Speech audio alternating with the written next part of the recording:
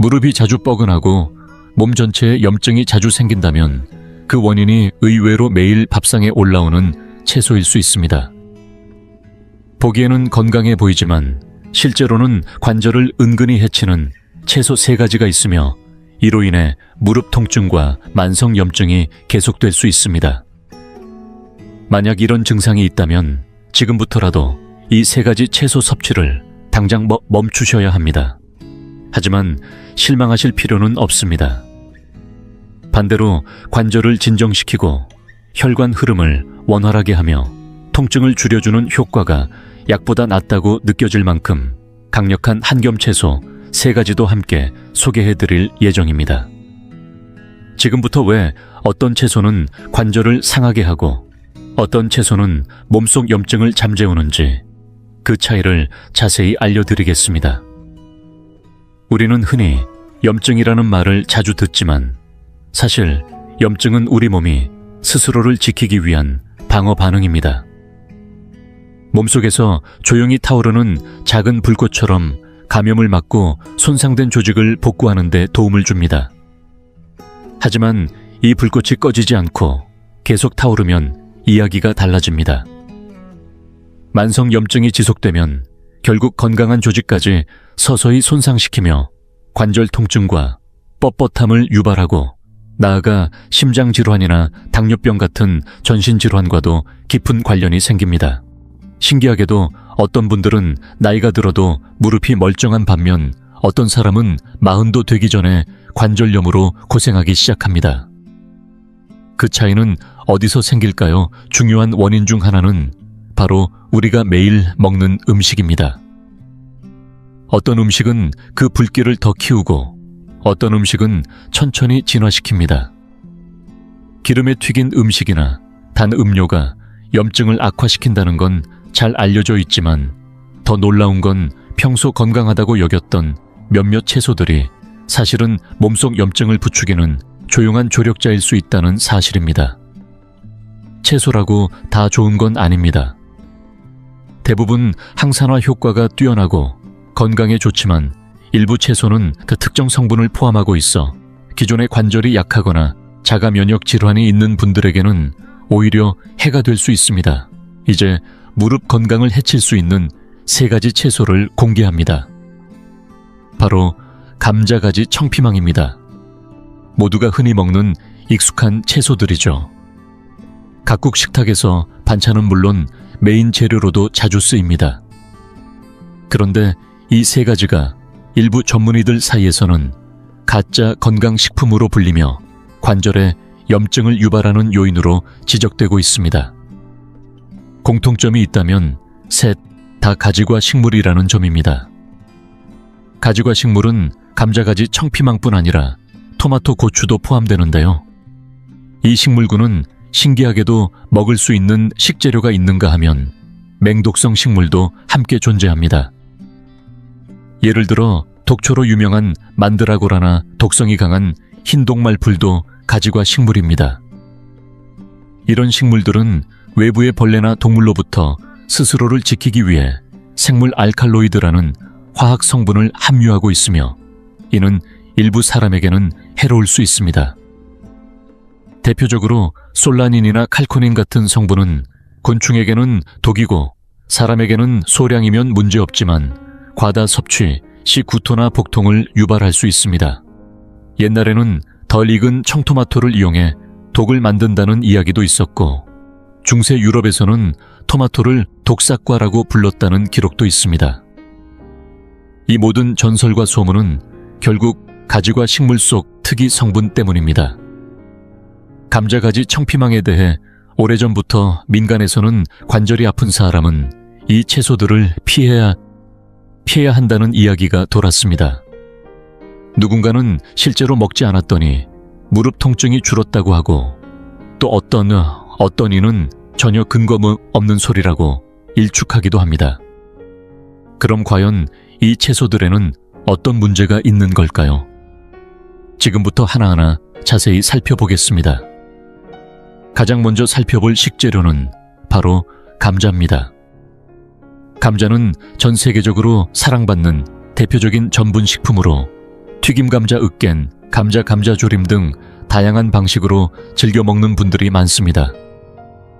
실제로 감자는 비타민C와 칼륨이 풍부해 건강에 좋은 식재료로 알려져 있지만 자세히 들여다보면 관절 건강에는 두 가지 큰 함정이 숨어 있습니다.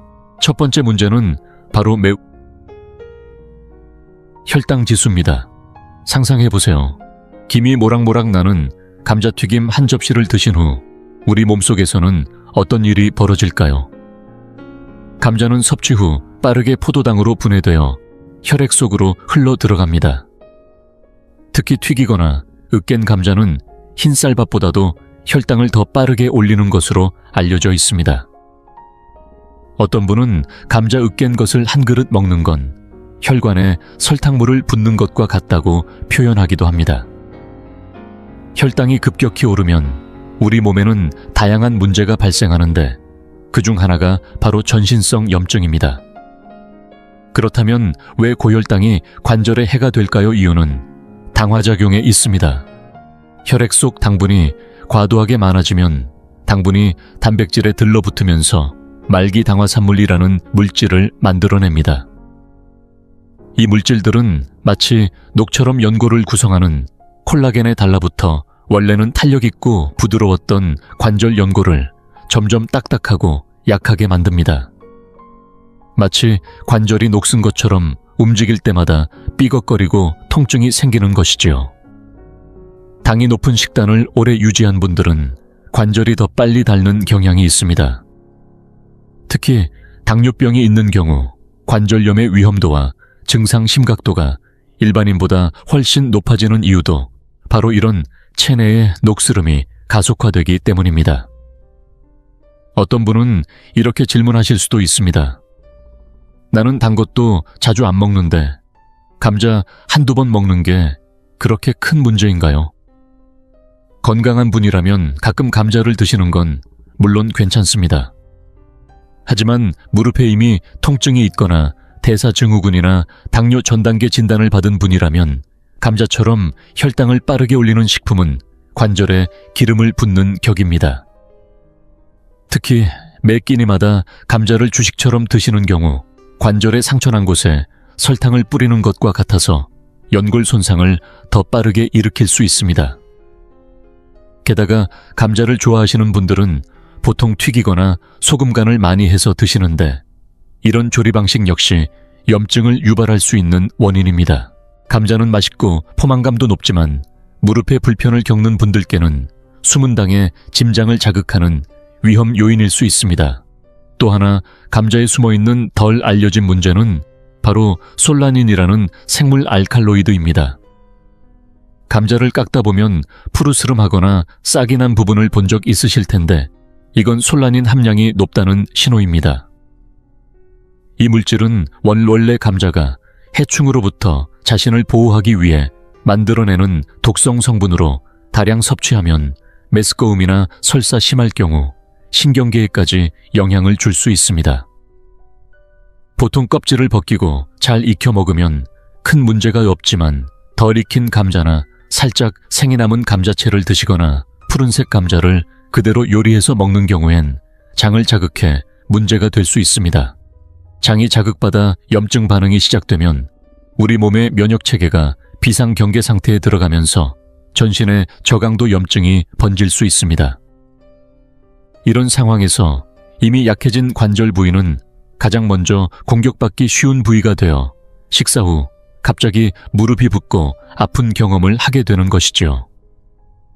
정리하자면 감자가 관절에 미치는 해로움은 하나는 혈당 급등에 의한 당화와 염증 반응, 또 하나는 조리 상태에 따라 솔라닌이 장에 자극을 줄 수 있다는 점입니다. 혹시 감자를 유독 좋아하지만 무릎 통증에 시달리고 계신다면 작은 실험을 해보시는 것도 좋습니다. 감자 섭취를 2주 정도 중단하고 대신 혈당 지수가 낮은 호박, 참마, 현미 등으로 주식을 바꿔보는 겁니다. 실제로 많은 분들이 이렇게 해본 후 무릎의 뻣뻣함이 줄고 움직임이 한결 부드러워졌다고 말합니다. 우리 몸속 당의 녹이 줄어들면 관절도 자연스럽게 더 부드럽고 유연해지는 법입니다. 이번에는 무심코 밥상에 올라오는 친숙한 채소지만 관절에 있어서는 경고등이 켜질 수 있는 식재료, 바로 가지에 대해 말씀드리겠습니다. 가지는 보랏빛 껍질과 부드러운 식감으로 한국 식탁은 물론 지중해식 식단에서도 자주 등장하는 채소입니다. 칼로리는 낮고 섬유질은 많아 건강식품으로 알려져 있지만 사실 이 가지는 겉보기와 달리 몸속에는 몇 개의 화학 단검을 숨기고 있습니다. 그중 첫 번째는 바로 가지 속에 포함된 생물 알칼로이드, 즉 솔라닌과 솔라신입니다. 이 물질들은 식물이 해충으로부터 자신을 지키기 위해 만들어낸 성분인데 실험실 시험관 연구에서 이들이 세포막을 자극해 면역 반응을 유발하고 심지어 일부 세포에 해를 줄 수 있다는 결과도 있습니다. 동물 실험에서는 고농도 가지 추출물이 관절염 증상을 악화시켰다는 보고도 있었지만 우리가 일반적으로 먹는 양으로는 그런 농도에 도달하긴 어렵습니다. 하지만 여기서 중요한 건 개인차입니다. 실제로 류마티스 관절염을 앓던 한 환자는 매번 가지를 먹고 나면 다음날 무릎이 붓고 통증이 심해졌다고 털어놓았습니다. 이후 그는 가지 섭취를 멈췄고 증상이 눈에 띄게 완화됐습니다. 처음엔 담당 의사도 의아해했지만 결국 체질이 문제였던 거죠. 체내에서 이 알칼로이드를 제대로 분해하지 못하거나 면역세포가 가지 속 특정 성분을 이물질로 인식해 공격하는 경우라면 가지는 약이 아니라 불씨가 될 수 있습니다. 두 번째, 숨겨진 위험은 바로 사포닌입니다. 사포닌은 식물계의 거품 성분이라 불리며 인삼처럼 건강에 이로운 작용도 있는 반면 장이 예민한 분들에게는 부담이 될 수 있습니다. 실제로 생가지를 물에 비벼보면 거품이 올라오는데 바로 이 사포닌 때문입니다. 사포닌은 분자 구조상 콜레스테롤과 결합할 수 있어 고농도로 섭취하면 장점막 세포막을 약하게 만들 수 있습니다. 쉽게 설명하자면 장벽이 단단한 성처럼 우리 몸을 보호하고 있는데 사포닌이 그 성벽의 벽돌을 하나하나 흔들어 놓는 것입니다. 그 틈으로 소화되지 않은 큰 분자들이 혈관 속으로 들어오게 되면 면역체계가 비상경계 모드로 전환되고 전신 염증 반응이 퍼지게 됩니다. 실제로 만성적인 장누수 증상과 류마티스성 관절염 사이에는 밀접한 연관이 있다는 연구도 존재합니다. 물론 가지의 사포닌 함량이 콩이나 인삼보다 많지는 않지만 매일 가지 반찬을 올리는 식습관에다 장이 약해진 상태가 겹친다면 가지 속 사포닌이 마지막 스트레스를 더해 장을 무너뜨리는 방아쇠가 될 수 있습니다. 특히 사포닌은 껍질 부분에 많이 몰려 있으므로 가지를 드실 때는 껍질을 벗기거나 반드시 완전히 익혀 섭취하는 것이 좋습니다. 가지 요리를 하실 때 기름을 많이 쓰게 되면 고지방 식사는 또 다른 염증 유발 요인이 될 수 있다는 점도 기억하셔야 합니다. 흥미롭게도 전통 한의학에서도 가지에 대해 오래전부터 조심할 것을 권했습니다.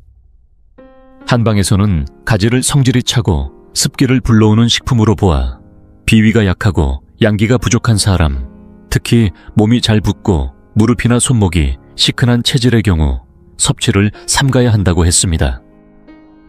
한의학에서 말하는 이 한습과 현대의학에서 말하는 생물 알칼로이드나 사포닌의 장누수 이론은 결국 표현만 다를 뿐 몸속 균형을 무너뜨린다는 점에서 같은 결론에 도달합니다. 즉, 가지가 모든 사람에게 나쁜 식품은 아니지만 어떤 체질에게는 보약보다 독이 될 수 있다는 사실입니다.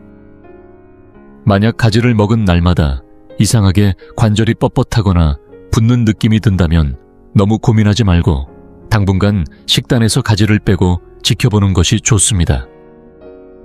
일상의 작은 변화가 무릎의 큰 통증을 줄일 수 있는 시작이 될 수 있으니까요. 세 번째로 살펴볼 채소는 바로 청피망입니다. 많은 분들이 어린 시절부터 이 채소의 쌉싸름한 맛에 고개를 저었을 만큼 입맛을 지배하던 존재였죠. 달콤한 빨간 파프리카와는 달리 청피망은 아직 덜 익은 상태에서 수확되기 때문에 특유의 씁쓸함과 아린 향이 강하게 남아 있습니다. 사실 청피망은 미숙한 상태의 단맛 채소일 뿐이며 우리가 흔히 아는 빨간 파프리카나 노란 파프리카는 같은 종류지만 완전히 숙성된 상태입니다.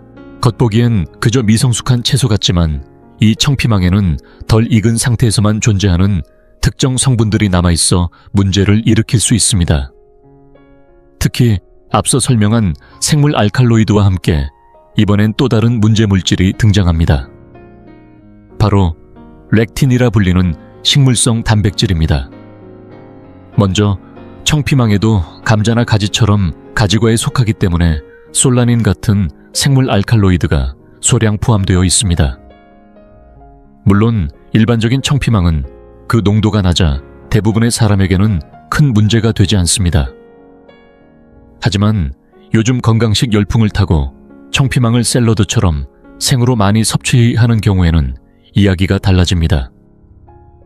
익히지 않은 상태의 청피망을 공복에 다량 섭취하면 미세한 자극 성분이 장벽을 자극해 위산역류 더부룩함, 메스꺼움 등의 증상을 유발할 수 있습니다. 이런 자극은 직접적으로 관절에 문제를 일으키는 것이 아니라 장에서 시작된 염증이 전신으로 퍼지며 결과적으로 관절에 영향을 미치는 형태로 나타납니다. 결국 덜 익은 청피망은 장을 건드리고 장의 불편함은 몸 전체에 염증 반응을 일으키는 도화선이 되는 셈입니다. 반면 청피망도 충분히 익히기만 하면 이런 위험성은 크게 줄어듭니다. 문제는 덜 익힌 상태로 자주 많이 먹을 경우에 생깁니다. 특히 생으로 먹을 때 피망 속에 하얀 태자나 씨앗 줄기 부분에 생물 알칼로이드가 몰려있기 때문에 섭취 시 반드시 제거해주는 것이 좋습니다. 이제 본격적인 핵심입니다. 청피망이 문제시되는 또 하나의 이유는 바로 렉틴이라는 물질입니다. 렉틴은 식물에서 자연적으로 생성되는 단백질로 콩이나 곡류 일부 채소류에 존재하며 세포를 서로 뭉치게 하거나 세포 간 신호를 방해할 수 있습니다. 특히 덜 익힌 렌즈콩이나 강낭콩에 있는 렉틴은 소량만으로도 심한 구토나 설사를 유발하는 것으로 알려져 있죠.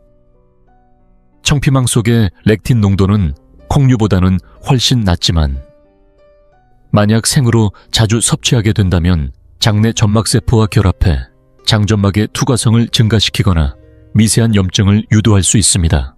이런 현상은 앞서 설명한 장누수 증상과 유사하며 결국 체내 만성 염증 상태를 유발할 수 있습니다. 미국의 심장외과 전문의 김준호 박사도 렉틴에 대한 경고를 여러 차례 강조하며 일부 사람들에게는 청피망과 토마토 같은 채소가 오히려 염증의 촉매제가 될 수 있다고 설명했습니다. 그는 저서에서 렉틴이 장내 미세 환경을 무너뜨려 관절 통증이나 소화장애를 악화시킬 수 있다고 경고했고 실제로 그의 조언을 따라 청피망 섭취를 줄인 환자들 중 일부는 관절통이나 장 트러블이 눈에 띄게 완화됐다는 보고도 나왔습니다. 물론 이 렉틴 이론은 아직 과학적으로 완전히 입증된 건 아니며 모든 사람에게 적용되는 것도 아닙니다. 하지만 이미 통증과 불편을 겪고 있는 분들에게는 믿어볼 만한 변화가 될 수 있습니다. 위험 부담 없이 식단을 조정해 볼 수 있다는 점에서 시도해 볼 가치는 충분하다는 것이죠. 만약 청피망을 자주 드시고 계시면서 무릎 통증이 쉽게 가라앉지 않는다면 당분간 청피망을 식단에서 빼고 붉게 완숙된 빨간 파프리카나 노란 파프리카로 대체해보는 걸 추천드립니다. 시간이 지남에 따라 고추가 완전히 익으면서 렉틴과 생물 알칼로이드 농도는 자연스럽게 낮아지고 대신 항산화 성분인 베타카로틴과 비타민C 함량은 더 높아집니다. 이렇게 잘 익은 파프리카는 단맛도 훨씬 강해지고 염증 억제 효과도 뛰어나기 때문에 관절 건강을 생각한다면 최적의 선택이 될 수 있습니다. 같은 피망 소고기 볶음이라도 청피망 대신 붉은 파프리카로 바꾸는 것만으로 맛과 건강 두 마리 토끼를 잡을 수 있다는 이야기입니다. 요약하자면 감자가지 청피망, 이 세 가지 가지과 채소는 각각 다른 방식으로 관절에 부담을 줄 수 있습니다. 감자는 혈당 폭탄 가지는 생물 알칼로이드와 사포닌 청피망은 미성숙한 상태의 독성 물질과 렉틴으로 인한 장 염증입니다. 일반적으로 건강한 사람이 가끔 먹는 것은 큰 문제가 되지 않지만 이미 만성 염증이나 관절 질환을 앓고 있는 분들이라면 상황은 달라집니다. 무릎이 붓고 관절이 욱신거리는 상태에서 매일 이 채소들을 섭취하고 있다면 혹시 문제의 원인이 식탁 위에 있지는 않은지 돌아볼 필요가 있습니다. 좋은 소식은 이런 문제들 대부분이 식습관을 바꾸는 것만으로도 개선될 수 있다는 사실입니다. 이제 문제를 알게 되셨다면 다음 단계는 바꾸는 것뿐입니다. 이제 상황을 반전시킬 세 가지 강력한 소방관 채소들을 소개해드릴 차례입니다. 관절이 갈리고 염증이 끓어오를 때 약보다 더 나은 해결책이 있습니다. 독에는 독이라는 말이 있지만 몸을 살리는 데에는 채소만큼 안전하고 확실한 것이 없습니다. 이미 고대 그리스의 의학자 히포크라테스는 음식이 곧 약이다 라고 말했을 만큼 자연이 내어준 채소와 과일 속에는 몸을 치유하는 힘이 고스란히 담겨 있습니다. 앞서 염증을 부추기는 채소들을 살펴봤다면 이제는 불을 끄는 채소들의 활약을 볼 차례입니다. 이 세 가지 채소는 가격도 부담 없고 효과도 뚜렷해 식탁 위에 구급차 혹은 관절의 응급처치라고 불릴 만합니다. 그 주인공은 바로 브로콜리, 시금치, 그리고 당근입니다. 어느 집 냉장고에나 쉽게 있을 법한 이 세 채소가 사실은 관절 통증을 완화하고 염증을 진정시키는 강력한 히어로라는 사실 알고 계셨나요? 하나씩 차근차근 살펴보겠습니다. 먼저 브로콜리입니다. 마치 작은 나무처럼 생긴 이 초록 채소는 외모는 수수하지만 기능은 그야말로 염증 잡는 특급 요원입니다. 여러 연구에서 밝혀졌듯 브로콜리에는 설포라판이라는 강력한 식물성 화합물이 들어있습니다. 이 성분은 브로콜리와 같은 십자화과 채소에서만 발견되는 특수 물질로 항산화 및 항염 효과가 탁월해 식물계의 소화기계 소방관이라고 불릴 정도입니다. 브로콜리를 섭취하면 체내에서 NRF2 경로라는 방어 체계가 활성화됩니다. 쉽게 말해 우리 몸의 세포 속에서 항산화 스위치가 켜지는 것이죠. 이 스위치가 켜지면 몸속 곳곳에서 독소를 해독하고 염증을 유발하는 유해 물질들을 제거하는 효소들이 생성되어 마치 내부에 불을 꺼주는 소방수처럼 작동하게 됩니다. 관절염에 관해서도 흥미로운 연구 결과들이 많습니다.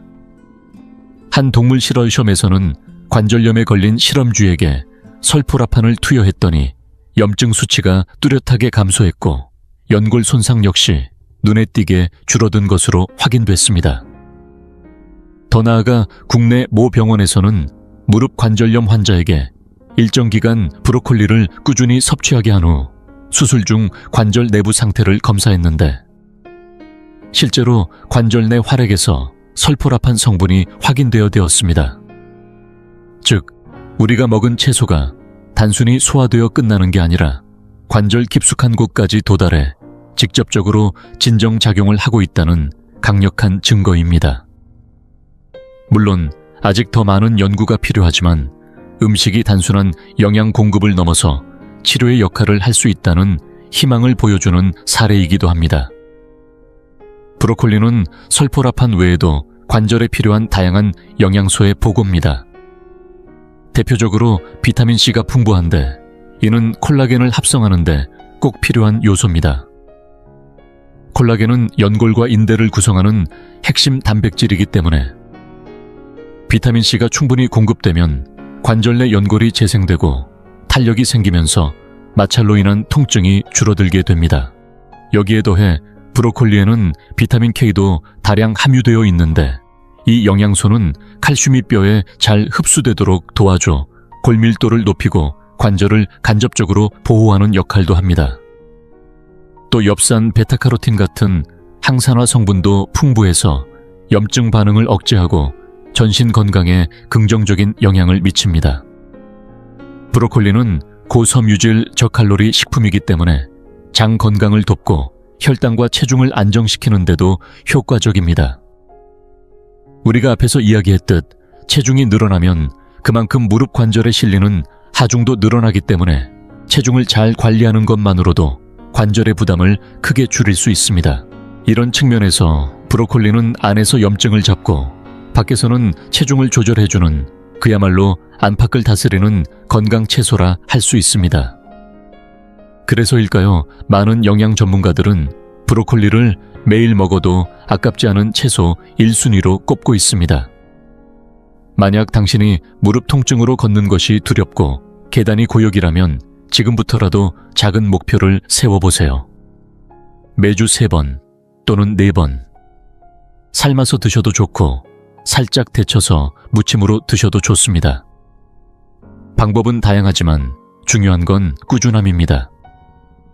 당신의 식탁 위에서 이 초록 작은 나무가 자주 보이게 되는 순간 무릎의 통증도 조금씩 잦아들고 관절의 움직임이 훨씬 부드러워질 것입니다.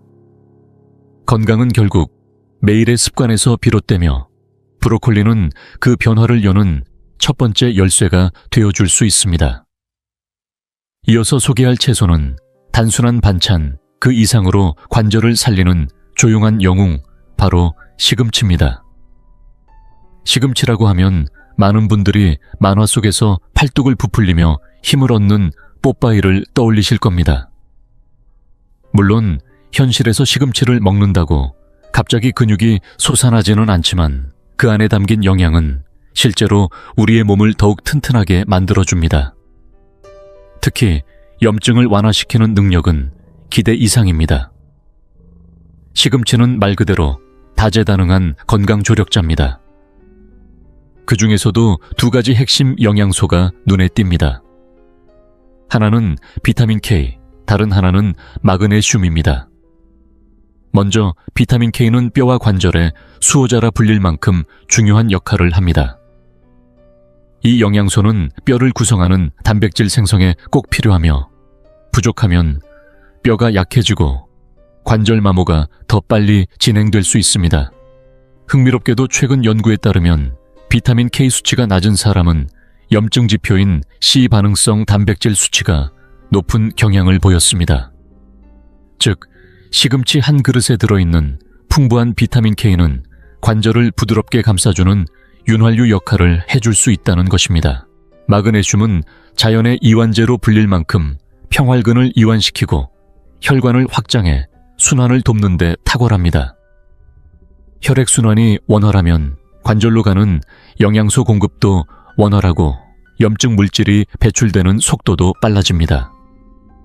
동시에 마그네슘은 신경과 근육의 흥분도를 조절해 통증 민감도를 낮추는 효과도 있어 실제 관절 통증을 줄이는 데 도움이 됩니다. 시금치에는 이 외에도 한겸과 항산화에 효과적인 식물성 화합물들이 풍부합니다. 대표적으로 캠페롤과 퀘르세틴이라는 플라보노이드 성분이 있는데 이 두 물질은 시금치 잎에 풍부하게 존재합니다. 캠페롤은 염증 유발 인자의 생성을 억제해 과잉 면역 반응을 차단하고 퀘르세틴은 세포의 산화 스트레스를 줄여 조직 손상을 예방합니다. 이 두 성분이 함께 작용해 시금치를 녹색 거인이라 불릴 만큼 강력한 염증 억제 식품으로 만들어줍니다. 실제 실험에서도 다양한 채소 중 시금치 추출물이 실험 동물의 염증 수치를 가장 크게 낮춘 것으로 나타났습니다. 이는 단순한 식재료 이상의 역할을 시금치가 해낼 수 있다는 강력한 근거입니다. 또한 시금치에는 철분과 엽록소도 다량 들어있어 빈혈을 예방하고 조직 회복을 도와줍니다. 철분은 산소 운반을 원활하게 해 세포 재생에 필수적이고 엽록소는 해독작용을 도와 몸속 염증 물질의 배출을 촉진합니다. 일부 연구에서는 엽록소 유도체가 염증 반응을 줄이는 작용을 한다는 보고도 있어 시금치의 복합적인 건강 효과는 과학적으로도 점차 밝혀지고 있습니다. 이런 배경 덕분에 실제 임상에서 많은 영양사들이 관절염 환자에게 짙은 녹색 잎채소를 매일 섭취할 것을 권장합니다. 그 중에서도 손쉽게 구할 수 있고 조리법도 다양한 시금치는 특히 추천되는 식재료입니다. 아침에는 시금치 바나나 스무디, 점심에는 마늘을 넣어 볶은 시금치, 나물 저녁에는 샐러드에 생시금치를 살짝 곁들이는 것만으로도 충분합니다. 무엇보다 꾸준히 먹는 것이 핵심입니다. 장기적으로 시금치를 식단에 포함시킨 분들 중에는 관절의 뻣뻣함이 줄고 움직임이 훨씬 부드러워졌다는 체감 후기가 많습니다.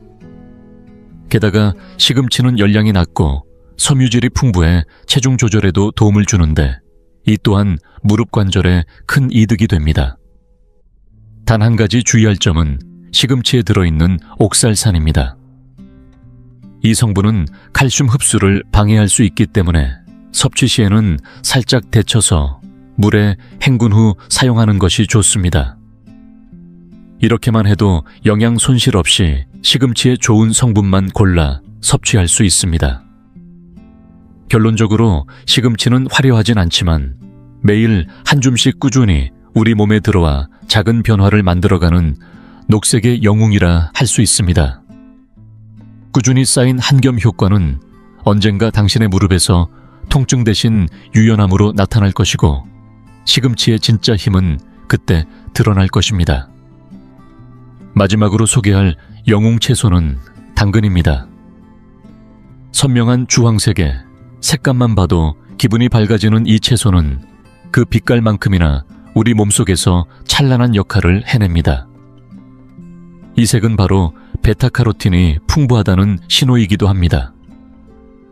베타카로틴은 몸속에서 비타민 A로 전환되는 전구체로 특히 염증이 일어나고 조직이 손상됐을 때 회복을 돕는 핵심 요소입니다. 우리가 몸살을 앓거나 관절이 붓고 아플 때 우리 몸은 빠르게 비타민 A를 소모해가며 손상 부위를 복구하려고 합니다. 그런데 이때 비타민 A가 부족하다면 회복 속도는 느려지고 염증은 오래갑니다. 당근을 꾸준히 섭취하면 충분한 베타카로틴이 비축되어 몸이 필요로 할 때 비타민 A로 변환되어 염증을 잠재우고 조직 재생을 도와줍니다.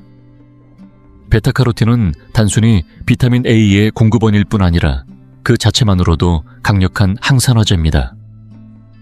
우리 몸속의 세포를 녹슬게 만드는 자유라디칼이라는 유해 산소가 있는데 베타카로틴은 이 자유라디칼을 무력화시켜 관절 속 세포들이 손상되지 않도록 지켜주는 역할을 합니다. 쉽게 말하면 마치 철이 녹슬지 않게 바르는 방청유처럼 당근 속 베타카로틴이 관절을 보호해주는 겁니다.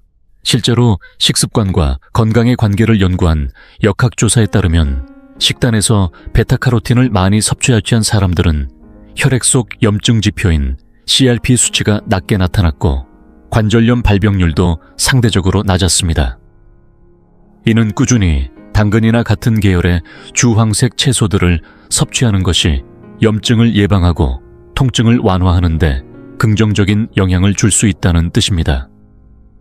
게다가 당근은 베타카로틴만 가진 게 아닙니다. 비타민C와 비타민E도 풍부하게 들어있어 함께 작용하며 염증 유발 물질을 억제합니다.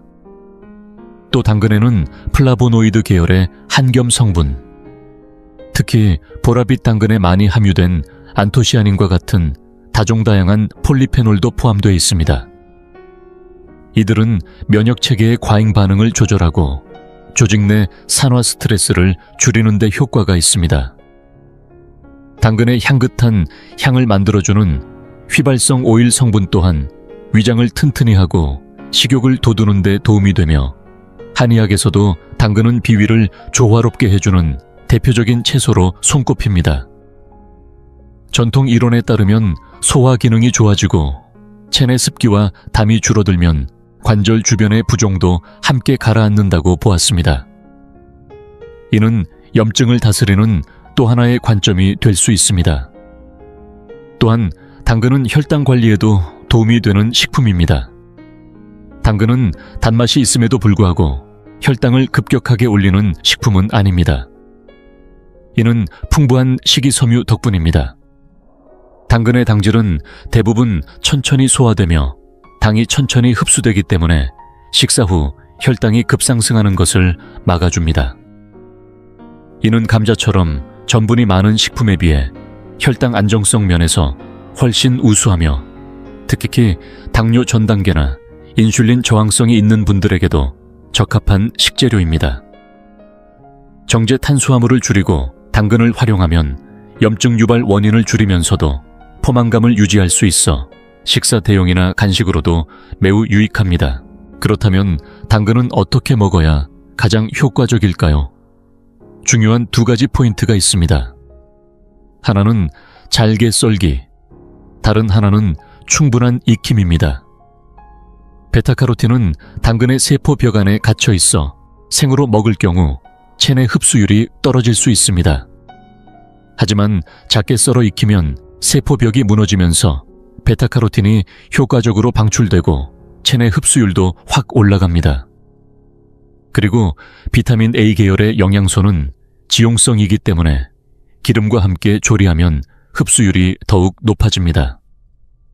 따라서 살짝 볶거나 고기나 다른 채소들과 함께 찌거나 끓이는 것이 가장 이상적인 방법입니다. 물론 생당근을 오독오독 씹어 먹는 재미와 신선한 효소의 이점도 있지만 염증 완화를 목표로 한다면 익혀 먹기를 우선해 보시는 것이 좋습니다. 당근은 겉보기에는 단순한 채소지만 꾸준히 섭취하면 체내의 염증 환경을 조용히 그러나 분명하게 바꿔주는 주황빛 방패입니다. 매일 식탁에 한 조각씩 더해보세요. 시간이 흐를수록 무릎은 더 가벼워지고 걸음은 더 편안해질 것입니다. 당신이 몰랐던 당근의 진짜 힘이 그렇게 일상 속에서 서서히 드러나게 될 것입니다. 이제 우리는 세 가지 한겹 영웅, 채소 브로콜리와 시금치, 그리고 당근의 놀라운 힘을 모두 알게 되었습니다. 하지만 이 채소들이 가진 효능을 실제 내 몸의 변화로 느끼기 위해서는 무엇보다도 꾸준하고 안정적인 섭취가 중요합니다. 일회성으로 먹고 마는 것이 아니라 매일 식탁에서 자연스럽게 마주하게 되는 것이 핵심입니다. 이를 위해 간단하면서도 실천 가능한 식단 루틴을 소개해드리겠습니다. 하루에 적어도 한 가지 영웅 채소를 반드시 식단에 포함시키는 것입니다. 예를 들어 월요일은 당근, 화요일은 시금치, 수요일은 브로콜리, 이런 식으로 요일별로 돌려가며 드시거나 혹은 세 가지 중 한두 가지를 매일 식사에 곁들여도 좋습니다. 식사 때마다 접시의 절반을 채소로 채워보세요. 불과 몇 주만 지속해도 몸 안의 염증 수치가 눈에 띄게 낮아지고 아침에 손가락이 덜 뻣뻣하고 무릎 움직임이 훨씬 부드러워지는 변화를 느낄 수 있습니다. 이 세 채소는 각자의 특성과 장점을 지니고 있기 때문에 함께 조합해 섭취하면 시너지 효과가 더욱 큽니다. 예를 들어 브로콜리와 시금치를 함께 볶아 메인 반찬으로 올리고 그 옆에 당근 퓨레를 곁들인다면 한 끼 식사에 항산화 성분이 가득한 한겸 밥상이 완성됩니다. 특히 브로콜리와 당근은 고기류와도 잘 어울려 함께 조리하면 단백질과 영양소가 동시에 보완되어 관절 연골 회복에도 도움이 됩니다. 이런 방식으로 불필요한 정제 탄수화물이나 염증 유발 식품을 줄이고 영양 채소로 대체하는 것이 관절 건강에 큰 도움이 됩니다. 예를 들어 백미밥 대신 브로콜리를 다져서 볶은 브로콜리밥을 활용하면 탄수화물 섭취를 줄이면서도 포만감은 유지할 수 있습니다. 요즘은 외국뿐 아니라 국내에서도 브로콜리밥을 실천하시는 분들이 늘고 있습니다. 또 간식이 당길 때 감자칩 대신 당근을 얇게 썰어 오븐에 구운 당근칩이나 당근 스틱을 병아리콩 딥에 찍어 드시면 바삭하면서도 건강한 간식이 됩니다. 청피망 계란볶음 대신 시금치 계란볶음을 해 드시면 색감은 그대로면서도 관절에 훨씬 부담 없는 식사가 될 수 있습니다. 물론 이 모든 채소들은 어떻게 조리하느냐에 따라 효과가 달라질 수 있습니다.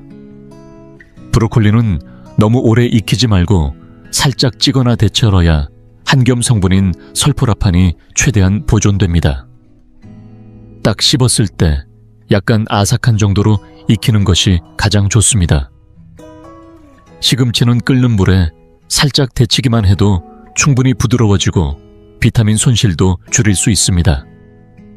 데친 후엔 간단히 무치거나 마늘과 함께 살짝 볶아 드셔도 좋습니다. 당근은 잘게 썰어 기름과 함께 볶거나 국물 요리에 넣어 익히면 베타카로틴의 흡수율이 크게 올라갑니다. 다만 주의할 점은 너무 많은 기름이나 소금을 함께 쓰지 않는 것이며 대신 다진 마늘이나 생강을 넣어 향을 살리고 한겸 효과를 더할 수 있습니다. 이처럼 조리 방법까지 조금만 신경 쓰면 같은 채소라도 내 몸에 주는 이점은 훨씬 더 커질 수 있습니다. 이제는 선택의 몫이 우리에게 있습니다. 음식이 약이 되는 길 매일 식탁에서 조금씩 실천해보세요.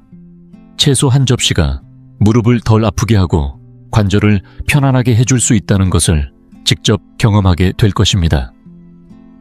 이렇게나 많은 이야기를 드렸지만 결국 다시 처음으로 돌아오게 됩니다. 약보다 더 효과가 있다니 그게 정말일까?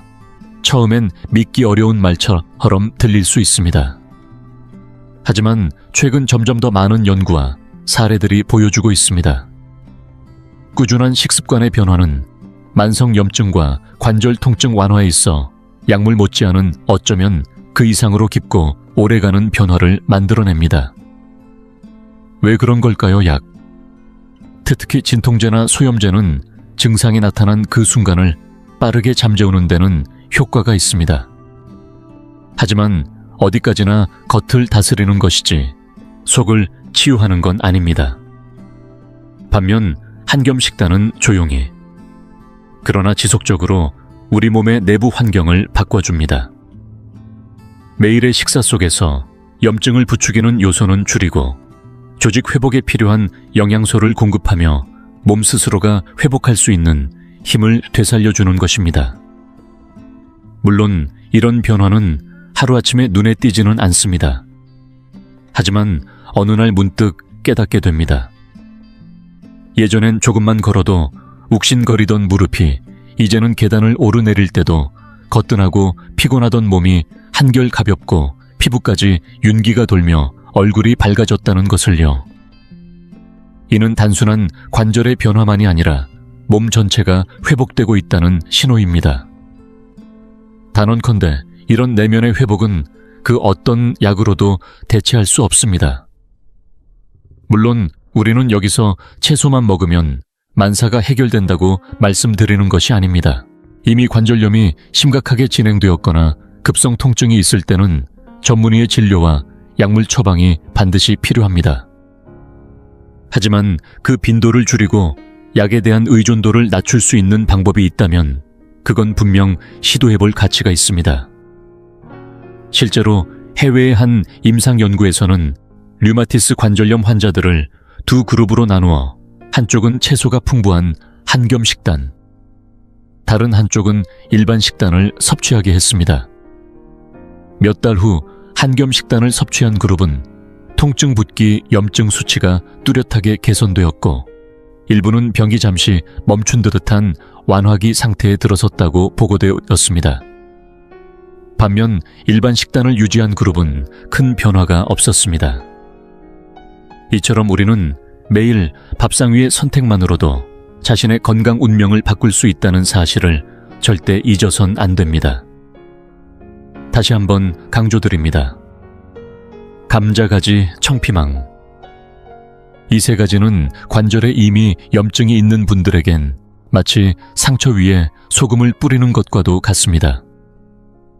일반인에게는 큰 무리가 없을 수 있지만 무릎이 붓고 아픈 지금이라면 당분간 식탁에서 내려놓는 것이 맞습니다. 대신 브로콜리, 시금치, 당근 이 세 채소를 당당히 식탁의 중심으로 올려보세요. 이들은 단순한 식재료가 아니라 마치 3명의 천연 의사처럼 낮과 밤 없이 당신의 관절을 위해 일해줄 것입니다. 한 명은 염증을 진화시키고 한 명은 손상된 조직을 복구하며 또 한 명은 재발을 막기 위해 방어력을 길러줍니다. 물론 이 외에도 연어 같은 등푸른 생선에 오메가3 강황 속 커큐민 올리브유에 함유된 폴리페놀 등 다양한 한겸 음식들이 존재합니다. 이런 재료들을 적절히 곁들이면 식단의 효과는 배가 될 수 있습니다. 하지만 그것은 또 다른 이야기이기에 오늘은 여기까지만 나누겠습니다. 이제 당신은 압니다. 무릎을 살리고 몸속 염증을 잠재우는 비밀이 어디에 숨어 있는지를요. 바로 매일 반복되는 식탁 위의 선택에 있습니다. 작아 보이지만 절대 작지 않은 변화. 오늘 어떤 음식을 먹느냐가 내일 아침에 통증을 줄일지 아니면 여전히 절뚝이며 하루를 시작할지를 좌우합니다. 무릎이 아플 때마다 진통제를 찾기보다는 부엌에서 해답을 찾으십시오. 약보다 더 깊은 치유는 음식에서 시작됩니다. 그리고 그 중심에는 늘 당신이 있습니다. 오늘을 기점으로 바꿔보세요. 해로운 채소에 작별을 구하고 소리 없이 회복을 돕는 채소들과 친구가 되어보세요. 언젠가 당신은 지금 이 순간 결단을 내린 자신에게 깊이 감사하게 될 것입니다. 제대로 된 식사 한 끼가 아픈 무릎을 회복시키고 잊고 지냈던 활력을 되찾게 해줄 것입니다.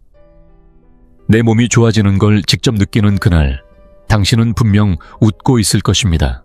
전 세계에서 가장 위험하다고 꼽히는 쓰레기 음식 10가지 순위가 오늘 드디어 충격적으로 공개됩니다. 여러분도 라면이나 햄버거가 가장 몸에 나쁜 대표 주자라고 생각하셨나요? 하지만 정답은 아닙니다. 놀랍게도 라면은 순위에 들지 못했고 콜라 역시 명단에 포함되지 않았습니다. 대신 실제로 이름을 올린 음식들은 거의 모두 우리가 매일같이 식탁에서 마주하는 익숙한 메뉴들입니다. 특히 1위를 차지한 최악의 음식은 여러분과 제가 하루에도 몇 번씩 아무 생각 없이 먹고 있는 그것입니다. 과연 어떤 친숙한 음식들이 이 명단에 들어갔을까요? 지금부터 순위를 따라 10위부터 차례대로 그 숨겨진 민낯을 하나씩 밝혀보겠습니다. 10번째 자리, 숯불구이 야외. 바비큐 여름밤이면 공원 근처나 시장 골목에서 풍겨오는 석쇠의 위고기의 지글지글 익는 소리와 연기 가득한 향기는 누구라도 발길을 멈추게 만듭니다. 이처럼 군침 도는 고소한 냄새 뒤에는 우리가 쉽게 지나쳤던 위험이 숨어 있습니다. 고기를 직접 불에 구울 때 겉이 까맣게 타면서 생기는 그 특유의 불향은 사실 건강을 위협하는 유해물질인 벤조피렌과 같은 발암물질이 함께 따라오는 결과입니다. 국내 대학병원의 자료에 따르면 구운 고기를 자주 섭취하는 사람은 그렇지 않은 사람보다 위장관암에 걸릴 확률이 확연히 높아지는 것으로 나타났습니다. 심지어 어떤 전문가는 고기 한 꼬치를 먹는 것이 담배 수십 개를 피운 것과 비슷한 수준의 독성을 가질 수 있다고까지 경고합니다. 다소 과장처럼 들릴 수 있지만 그만큼 구이류 음식이 건강에 끼치는 충격은 작지 않다는 뜻입니다. 게다가 고온에서 조리되는 과정 중 발생하는 연기 속에는 다환방향 족탄화수소나 헤테로사이클라민 같은 위험한 물질들이 포함되어 있어 체내에 흡수되면 세포를 손상시키고 암세포 형성을 촉진할 가능성이 있습니다. 또 대부분의 구이 음식은 간을 세게 하고 짭짤한 양념에 오래 재워두는 경우가 많으며 맥주나 소주 같은 알코올과 함께 섭취되는 경우가 흔해 혈관과 간에 이중 부담을 주기도 합니다. 결국 숯불에 구운 고기를 즐기고 있다는 순간 우리 몸속에는 조용히 작동하는 타이머가 하나씩 더해지는 셈입니다. 물론 고기를 굽는 즐거움과 입안에 퍼지는 풍미를 완전히 끊기는 어려울 수 있습니다. 하지만 그럴수록 스스로 조심하는 지혜가 필요합니다. 가령 고기가 검게 탈 때까지 굽는 것을 피하고 불 대신 전기 그릴이나 팬을 활용해 비교적 낮은 온도에서 조리하는 것만으로도 독성 물질의 생성을 크게 줄일 수 있습니다. 그럼에도 불구하고 이런 음식은 어디까지나 가끔 즐기는 별미로만 삼아야 합니다. 자주 먹다 보면 언젠가 그 대가를 몸으로 치르게 될 수 있다는 사실을 꼭 기억해야 합니다. 9번째 자리. 아이스크림 냉동 디저트. 무더운 여름날 햇살에 지친 몸을 달래려 한 입 머금는 아이스크림의 차가운 달콤함은 잠시나마 모든 더위를 잊게 만들어줍니다. 입안에서 부드럽게 녹아드는 그 감촉에 기분까지 사르르 풀리는 듯하지만 이 시원한 유혹 뒤에는 생각보다 무거운 건강의 대가가 따라붙습니다. 작은 컵 하나에 담긴 아이스크림에는 200~300kcal에 달하는 열량이 숨어있고 설탕과 지방 함량은 상상을 초월할 정도입니다. 주재료인 우유와 생크림에 다량의 정제당이 더해져 한입 베어 무는 순간 보이지 않는 당분과 포화 지방이 피 속을 조용히 떠다니기 시작합니다. 이런 식으로 지속적으로 섭취할 경우 체중 증가와 충치 발생은 물론이고 제2형 당뇨병의 위험까지 확연히 커지게 됩니다. 더 무서운 건 아이스크림이 중독성처럼 쉽게 끊기지 않는다는 점입니다. 한번 먹기 시작하면 멈추기 어렵고 습관처럼 매일 밤 찾게 되는 분들도 적지 않습니다. 특히 잠들기 전 아이스크림을 야식으로 먹는 경우는 더욱 위험합니다. 높은 당과 지방은 수면의 질을 떨어뜨릴 뿐만 아니라 그대로 지방으로 변해 몸에 쌓이기 쉽기 때문입니다. 게다가 일부 저가형 아이스크림은 원가 절감을 위해 유제품 대신 식물성 경화유를 사용하는 경우가 많은데 이 안에 포함된 트랜스 지방은 혈관 건강에 최대적으로 알려져 있습니다. 녹이 세운 수도관처럼 혈관을 좁고 약하게 만들고 심장병과 뇌졸중의 발생 위험을 높이는 원인이 되죠. 그래서 2018년에는 미국이 산업용 트랜스 지방의 식품 사용을 전면 금지하기에 이르렀을 정도입니다. 이처럼 달콤한 아이스크림 한 컵이 실제로는 심장과 혈관을 조용히 위협하고 있다는 사실, 결코 가볍게 넘길 수 없습니다. 입이 심심해 한두 번 즐기는 정도는 괜찮지만 물처럼 매일 먹는 습관은 반드시 피해야 합니다. 아이스크림은 간식이지 식수대가 아닙니다.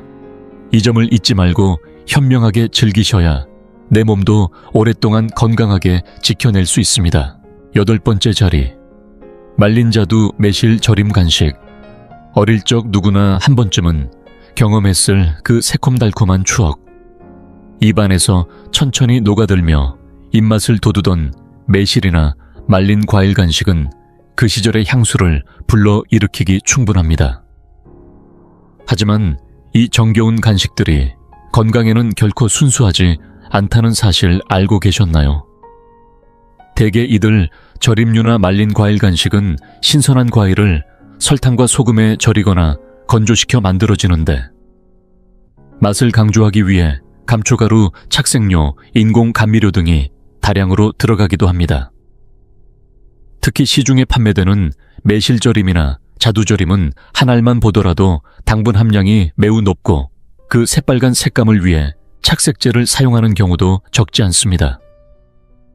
문제는 이 간식들을 자주 그리고 장기간 섭취할 경우입니다. 겉보기엔 작고 가벼운 간식 같지만 실제로는 고당 고염 환경에 자신을 지속적으로 노출시키는 셈이 됩니다. 이런 습관은 충치를 유발하고 체중 증가로 이어지며 무엇보다 윗점막을 자극해 위염이나 고혈압의 위험을 키울 수 있습니다. 더욱 걱정스러운 것은 일부 저가 제품의 경우 제조 과정에서 위생 상태가 불량하거나 허용 기준치를 초과한 첨가물을 사용하는 사례도 있다는 점입니다. 작디작은 한 알 속에 간과 신장에 손상을 줄 수 있는 다양한 화학 물질이 숨어 있을 수 있다는 사실, 결코 가볍게 넘겨서는 안 됩니다. 특히 어르신들 중에는 외출 시 가방 속에 이런 절임류를 하나씩 넣어두고 입이 심심할 때마다 드시는 경우가 많은데 이렇게 반복적으로 섭취하다 보면 아무리 소량이라 해도 건강에 누적된 부담은 점점 커질 수밖에 없습니다. 입이 심심할 때는 신선한 과일을 대안으로 택하는 것이 훨씬 안전하고 현명한 방법입니다. 물론 가끔 몇 알 정도 입맛을 돋우기 위한 정도는 괜찮습니다. 하지만 문제는 이런 간식을 무심코 건강한 먹거리라 여기며 자주 많이 섭취하는 데에 있습니다. 무해해 보이는 간식이 오히려 건강을 조금씩 갉아먹고 있다는 사실을 기억하시고 먹는 횟수와 양을 스스로 조절하는 지혜가 꼭 필요합니다. 7번째 자리. 통조림류. 한때 통조림은 인류가 만든 가장 위대한 식품 저장 기술로 불렸습니다. 냉장 보관이 어려웠던 시절 상온에서 1년 넘게 보관할 수 있는 참치 통조림이나 햄과일 통조림은 가정마다 필수 비축품이었죠. 필요할 때 뚜껑만 따면 바로 먹을 수 있는 그 편리함은 지금도 여전히 많은 이들이 손쉽게 찾는 이유입니다. 그러나 그렇게 편리한 음식일수록 건강에는 반드시 대가가 따르게 마련입니다. 대표적인 예로 햄이나 런천미트 같은 고기 통조림은 100g당 나트륨 함량이 수백 밀리그램을 훌쩍 넘기며 이는 일반 생고기의 10배 이상에 달합니다. 이런 통조림을 자주 섭취하게 되면 결국 고염식이 일상화되고 고혈압은 물론 심장과 신장에 지속적인 부담을 주게 됩니다. 또 한 가지 간과하기 쉬운 함정은 과일 통조림입니다.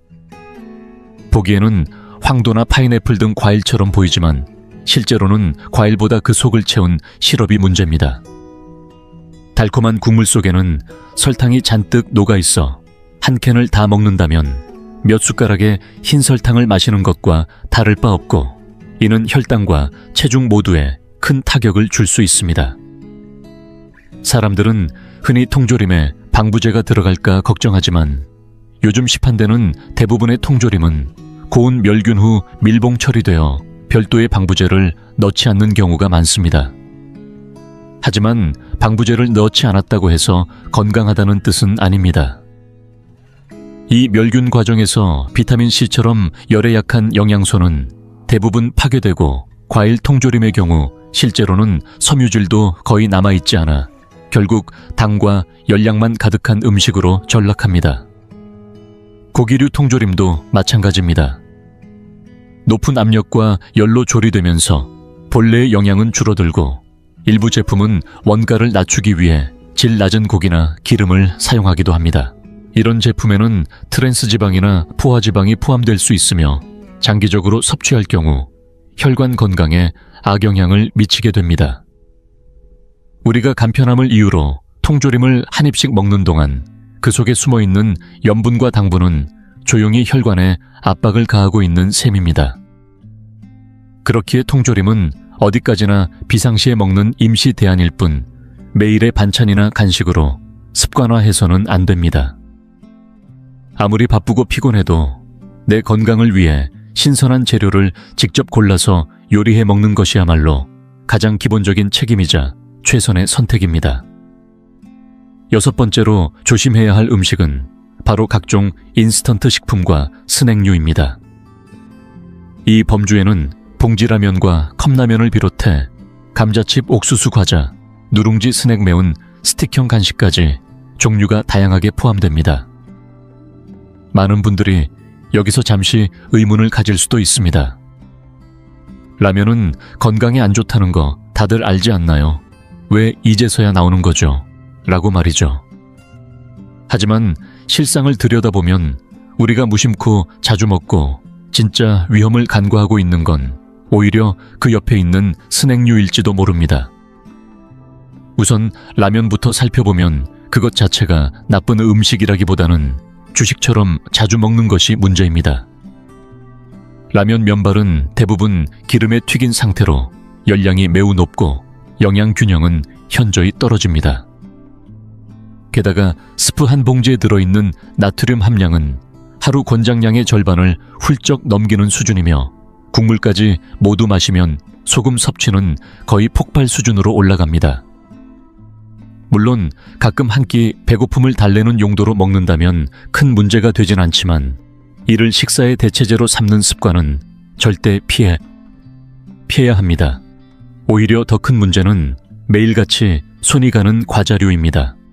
대표적으로 감자칩이나 옥수수 스낵처럼 바삭하고 짭짤한 맛이 특징인 제품들은 그 유혹만큼이나 건강에도 큰 위험을 안고 있습니다. 감자를 고온에서 튀기는 과정에서 발생하는 아크릴아마이드는 세계보건기구에서도 견고한 발암 가능 물질이며, 조미된 가루는 대부분 소금과 향미 증진제로 구성되어 있어 나트륨 함량이 매우 높습니다. 작은 봉지 하나를 아무 생각 없이 먹어치우는 사이 신장과 혈압은 무겁게 눌리기 시작합니다. 최근 몇 년 사이 아이들과 청소년 사이에서 폭발적인 인기를 끌고 있는 매운 스낵류도 빼놓을 수 없습니다. 밀가루 반죽을 튀긴 뒤 고추 양념을 두껍게 입힌 이 제품들은 단맛과 짠맛 매운맛이 모두 강해 혀끝을 자극하지만 동시에 식염과 식용색소 방부제가 다량으로 포함되어 있어 장기 섭취 시 몸에 해를 줄 수 있습니다. 더욱 심각한 것은 일부 저가 제품의 경우 제조 환경이 열악하고 기준치를 초과한 인공 첨가물이 사용되는 일이 실제로 발생하고 있다는 점입니다. 아이들은 입안이 얼얼할 정도로 먹으며 즐거워하지만 부모들은 정작 그 안에 숨어있는 위협을 알지 못한 채 방치하는 경우도 많습니다. 이런 인스턴트 식품과 스낵류는 분명 맛있고 편리합니다.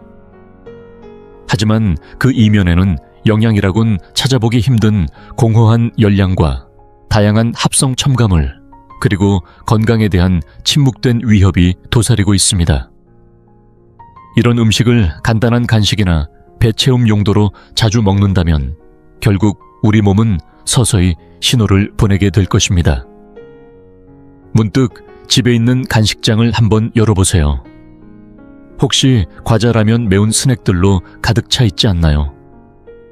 지금이라도 조금 줄이고 자연에서 온 건강한 먹거리로 채워보는 건 어떨까요? 건강은 습관에서 시작됩니다. 그리고 그 시작은 생각보다 훨씬 가까이에 있습니다. 다섯 번째로 조심해야 할 음식은 바로 탄산음료와 각종 당 함량이 높은 음료입니다. 많은 분들이 콜라는 이미 건강에 해롭다는 거 다들 아는 거 아니에요 하고 반문하실 수 있겠지만 현실은 그렇지 않습니다. 콜라와 사이다를 멀리하려는 사람들이 늘어나는 사이 그 자리를 밀크티 과일맛 음료, 에너지 드링크, 무알콜 탄산수 같은 다양한 형태의 단 음료들이 차지하면서 오히려 설탕 섭취량은 교묘히 늘어나고 있습니다. 아침에 습관처럼 마시는 달달한 밀크티 한 병 점심 식사 후 무심코 곁들이는 콜라 한 잔 오후 피로를 쫓기 위해 집어드는 과일 음료 한 컵. 이 모든 것이 모이면 하루 종일 설탕을 들이붓는 셈이 됩니다. 예를 들어 600ml짜리 일반 탄산음료 한 병에는 평균적으로 50g이 넘는 당분이 들어있는데 이는 각설탕 12개 이상에 해당하며 이걸 몇 번에 나누어 마시는 것도 아니고 단숨에 들이켜는 경우가 대부분입니다.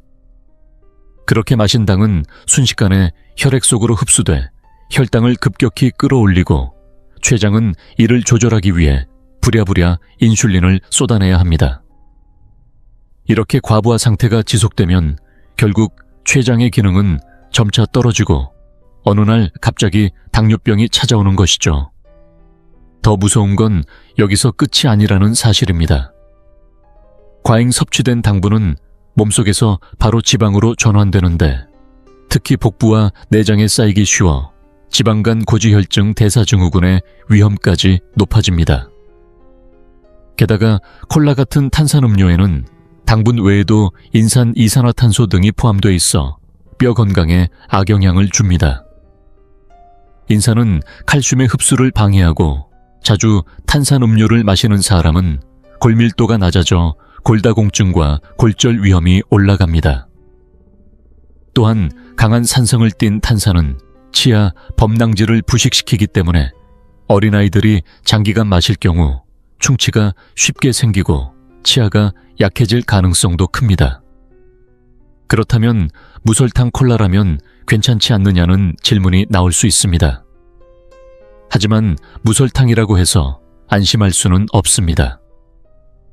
인공 감미료가 포함된 음료를 장기간 섭취할 경우 뇌는 단맛에 익숙해져 실제 식사에서도 더 많은 단맛을 요구하게 되고 식욕이 늘어나며 체중 증가로 이어질 수 있다는 연구 결과도 있습니다. 또 설탕은 없을지 몰라도 강한 산도는 그대로 남아있어 위 점막과 치아 건강엔 여전히 자극을 줄 수 있습니다. 결국 설탕이 들어간 음료든 무설탕을 내세운 음료든 건강에 유익한 선택은 아니라는 결론입니다. 갈증이 날 땐 가장 좋은 선택은 언제나 물입니다. 맹물 맛이 밋밋하다면 따뜻한 차 한 잔 혹은 레몬이나 오이를 얇게 썰어 넣은 물도 좋은 대안이 될 수 있습니다. 하지만 공장에서 만들어진 단 음료는 아무리 유혹적이라 해도 최대한 멀리하는 것이 현명합니다. 한순간의 청량감과 달콤함을 얻는 대신 그 대가로 병상에서 긴 시간을 보내야 한다면 과연 그 선택이 옳았다고 말할 수 있을까요? 지금 이 순간 입이 아닌 몸이 진짜 원하는 음료가 무엇인지 다시 한번 생각해보는 시간이 되었으면 합니다. 네 번째로 조심해야 할 음식은 보기에는 평범하고 해로워 보이지 않는 과자류, 특히 쿠키와 비스킷입니다.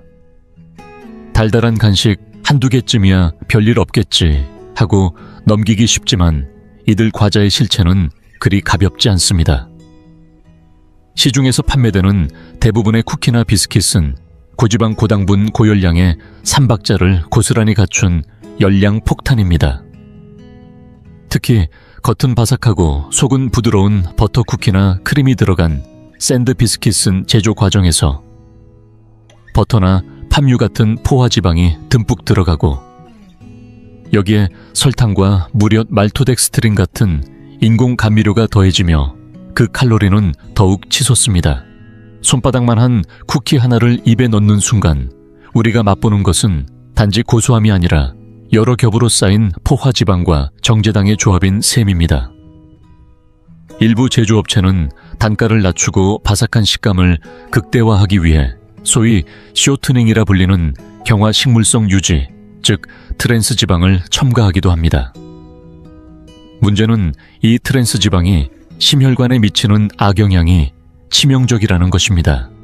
몸에 좋은 HDL 콜레스테롤은 줄이고 나쁜 LDL 콜레스테롤은 늘려서 혈액을 끈적하게 만들고 혈관을 딱딱하게 굳게 합니다. 이로 인해 장기간 과자를 즐겨 먹는 사람일수록 혈관 질환의 위험이 눈에 띄게 높아지고 체형의 변화는 물론 심장병과 같은 치명적인 결과로 이어질 수도 있습니다. 게다가 대부분의 과자는 단백질이나 비타민 같은 필수 영양소가 거의 없어 실제로는 배를 채우는 것이 아니라 허기만 덜 속이는 공허한 열량일 뿐입니다. 이렇게 간단히 몇 조각 집어 먹다 보면 정작 식사에서 섭취해야 할 영양은 줄어들고 오히려 영양 결핍과 비만이라는 두 가지 문제를 동시에 떠안게 되는 셈입니다. 특히 주의할 점은 아이들입니다. 많은 부모들이 아기에게 이유식 대신으로 유아용 비스킷이나 달달한 도넛을 먹이는 경우가 많은데 이렇게 어릴 때부터 단맛과 기름진 맛에 익숙해진 입맛은 자라서도 건강한 식생활로 바꾸기 어렵습니다.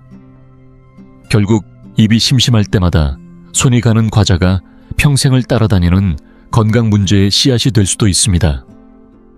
그래서 가능하다면 이런 과자류는 아예 멀리하는 것이 가장 좋습니다. 간단히 속을 달래고 싶을 때는 삶은 계란이나 견과류 또는 사과 한 조각 같은 자연식품이 훨씬 나은 대안이 될 수 있습니다. 정말 간절하게 과자가 먹고 싶다면 한두 개로 만족하고 멈추는 절제가 반드시 필요합니다. 절대 한 봉지를 끝까지 비우는 습관은 만들지 마십시오. 과자 한 입이 무심코 가져올 수 있는 건강의 균열을 기억한다면 더 이상 그 유혹에 쉽게 손을 뻗기는 어려울 것입니다. 이제 건강에 가장 큰 위협을 주는 음식 중 세 번째로 위험한 식품, 바로 튀김류입니다. 이 부문은 아마 많은 분들이 이미 예상하셨을지도 모릅니다. 겉은 노릇노릇 속은 촉촉한 그 유혹적인 바삭함. 감자튀김, 치킨 오징어 튀김, 돈가스 김말이, 충원, 심지어 아침 식탁에서 자주 보이는 육과와 꽈배기까지. 기름에 한번 담가낸 이 음식들은 세상에서 가장 맛있는 동시에 가장 무서운 식품이기도 합니다. 왜일까요? 깊게 들여다보면 튀김 음식은 고열량, 고지방, 고위험이라는 세 가지 요소가 완벽하게 결합된 형태입니다. 먼저 튀김은 조리 과정에서 식재료가 기름을 잔뜩 머금게 되는데, 감자튀김 한 접시에 들어있는 지방은 같은 양의 삼겹살보다 더 많을 수 있습니다. 이렇게 과잉된 지방 섭취는 체중 증가와 함께 혈중 지방 수치를 높이며 결국 고지혈증과 동맥경화를 앞당기게 됩니다. 게다가 고온에서 기름에 튀기면 식품 내 영양소는 대부분 파괴되며 동시에 인체에 유해한 물질들이 생성됩니다. 예를 들어 감자를 고온에서 튀길 때 생성되는 아크릴아마이드라는 물질은 국제암연구소에서 잠재적 발암물질로 분류될 만큼 위험하며, 생선이나 고기를 반복적으로 튀길 경우 생성되는 벤조필렌은 강력한 발암성 물질로 이미 널리 알려져 있습니다. 더구나 같은 기름을 계속 사용하는 경우 산화 부산물이 급격히 늘어나며 이로 인해 간 기능 저하, 위장 장애, 심지어 면역력 저하까지 불러올 수 있습니다. 어릴 적 학교 앞 분식집에서 솟아오르던 검은 기름 연기를 기억하시나요? 그 기름에서 건져낸 떡볶이 튀김과 닭강정이 입안에서는 행복이었지만 몸속에서는 도구로 변하고 있었을지도 모릅니다. 특히 빼놓을 수 없는 것이 바로 기름에 튀긴 아침 음식. 대표적으로는 유과 도너츠, 꽈배기 같은 전통 간식류입니다. 문제는 여기에 쓰이는 반죽을 부풀리기 위해 종종 명반이나 황산 알루미늄 칼륨 같은 첨가제가 사용된다는 점인데, 이 명반에 포함된 알루미늄 성분은 장기적으로 뇌에 축적되어 인지, 저하나 치매와 같은 퇴행성 뇌질환의 위험을 높일 수 있다는 연구 결과도 존재합니다. 어르신들 사이에서 유과 많이 먹으면 머리 나빠진다는 말이 단순한 속설만은 아닐 수 있다는 이야기입니다. 튀김은 정말 그 자체로는 너무 맛있습니다. 그러나 아무리 맛있어도 그것이 주식이 되어서는 안 됩니다. 가끔 입이 심심할 때 한두 조각 정도로 즐기는 수준에서 그쳐야 하며, 조리할 때는 깨끗한 기름을 쓰고 온도와 시간도 철저히 관리해야 합니다. 또 가능한 한 튀김보다는 구이나 찜 요리를 선택하는 것이 건강한 식탁으로 가는 첫걸음입니다. 아무리 황금빛 바삭함이 입맛을 사로잡는다 해도 건강이라는 본질을 무너뜨릴 만큼 가치 있는 유혹은 아닙니다. 몸속의 혈관은 우리가 튀김을 씹을 때마다 묵묵히 손상을 견디고 있다는 사실을 잊지 말아야 할 때입니다. 두 번째로 주의해야 할 음식은 바로 각종 절임류 김치, 젓갈, 염장, 생선, 장아찌 같은 염장 식품들입니다. 이 종류는 한국인의 밥상에서 빼놓을 수 없는 반찬으로 자리 잡고 있으며 아시아 전통 식단 전반에서 널리 쓰입니다. 과거 냉장고가 보편화되기 전 긴 겨울을 버티기 위해 채소와 생선을 절여두는 것은 생존의 지혜였지만, 문제는 이 보존법이 위험도 함께 저장했다는 사실입니다. 절임식품의 가장 큰 문제는 지나치게 높은 염분과 아질산염이라는 발암 정후 물질입니다. 보존과 풍미를 위해 소금이 대량으로 사용되며, 이 소금이 식재료 속 깊숙이 스며들어 수분을 빼내는 동시에 세균의 증식을 억제합니다. 하지만 그 결과 단 몇 조각의 깍두기나 오이지를 매 끼니마다 곁들이는 것만으로도 하루 권장 나트륨 섭취량을 훌쩍 넘겨버릴 수 있습니다. 고염식이 지속되면 혈압은 당연히 올라가고 혈관벽은 서서히 손상되어 동맥경화로 이어지게 됩니다. 흔히 짠 게 당긴다는 이유로 한두 점 더 집어먹지만 사실은 몸이 이미 염분에 중독된 상태일지도 모릅니다. 그러나 이 문제는 단순한 소금의 양을 넘어섭니다. 절임 과정에서 미생물 발효가 일어나면서 아질산염이 자연스럽게 생성되는데, 특히 충분히 숙성되지 않은 절임 식품에서는 이 수치가 급증합니다. 예를 들어 집에서 담근 김장김치가 숙성 7, 15일 사이에 먹혔을 경우 아질산염이 최고치에 달하며, 이 물질이 위 속에서 단백질 분해물과 만나면 강력한 발암물질인 니트로수아민으로 전환됩니다. 실제로 과거 강원도 일부 농촌 마을에서 자급자족하던 절임채소 섭취량이 많았던 지역에서 위암과 식도암의 발병률이 인근 지역보다 현저히 높았다는 보고도 있습니다. 또 일부 지역에서 즐겨 먹는 염장 생선이나 젓갈류도 문제가 됩니다. 특히 젓갈처럼 농축된 염분과 아질산염이 함께 존재하는 식품은 세계보건기구에서 1급 발암물질로 분류될 만큼 위험성이 명확합니다. 혀끝에 느껴지는 짭조름한 감칠맛이 사실은 장기적으로 건강에 큰 타격을 줄 수 있는 독이 되는 셈입니다. 그래서 어떤 이들은 절임 음식을 식탁 위에 느린 자살이라고 표현하기도 합니다. 지나친 표현처럼 들릴 수 있지만 절대 과장이 아닐 수 있습니다. 전쟁과 기근의 시대에는 당연히 절임 식품이 생존의 필수 조건이었지만 지금은 그럴 이유가 없습니다. 마트에만 나가도 신선한 채소가 넘쳐나는 시대에 여전히 고염김치와 장아찌를 기본 반찬 삼는 습관은 반드시 점검이 필요합니다. 특히 중장년층 이상이라면 밥에는 김치지라는 말에 익숙한 만큼 매 식사마다 짠 반찬을 자동으로 찾게 되는데, 이런 반복된 선택이 결국 혈압을 올리고 혈관을 상하게 하며 나중에 암이라는 큰 대가로 돌아올 수 있다는 사실을 기억하셔야 합니다. 결국 절임류는 절대 금지 식품이 아니라 양과 빈도가 핵심입니다. 가끔 소량으로 식욕을 돋우는 용도 정도라면 괜찮지만 매일 3끼에 걸쳐 반복되는 섭취는 분명히 건강에 큰 부담이 됩니다. 입맛을 돋운다는 이유로 집어드는 그 한 점이 사실은 몸에 깊은 상처를 남길 수 있다는 사실을 이제는 누구나 알고 있어야 할 때입니다.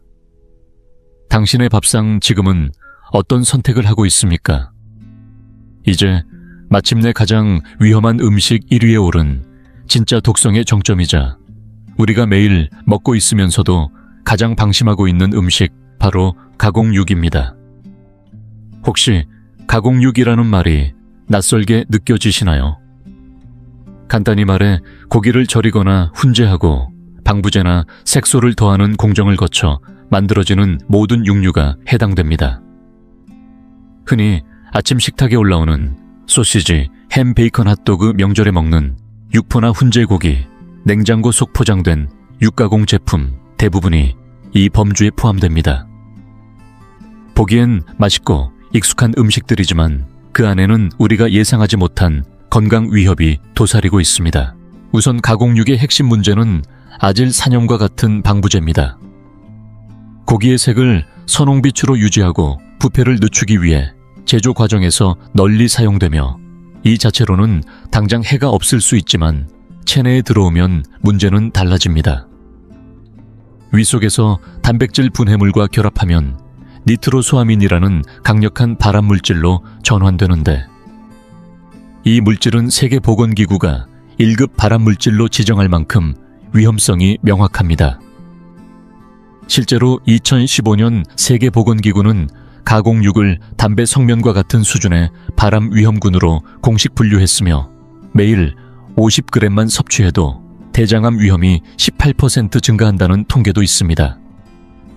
다시 말해 매일 아침 베이컨 2조각, 점심에 핫도그 하나씩 먹는 습관이 담배를 매일 피우는 것과 비슷한 위험을 만들 수 있다는 뜻입니다. 게다가 가공육은 나트륨 함량도 매우 높습니다. 육류를 오래 보관하기 위해 수분을 제거하고 염분을 깊이 새우며들게 만들기 때문에 작은 소시지 하나만으로도 하루 나트륨 권장량의 3% 이상을 섭취하게 됩니다.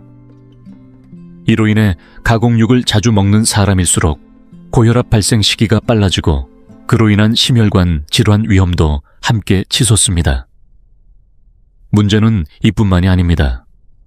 가공육에는 포화지방도 다량 포함되어 있어 혈중 나쁜 콜레스테롤 수치를 높이고 혈관을 좁게 만들며 결국 심근경색, 뇌졸중, 동맥경화 같은 치명적인 질환을 부추기게 됩니다. 혹시 이렇게 말할 수도 있겠지요.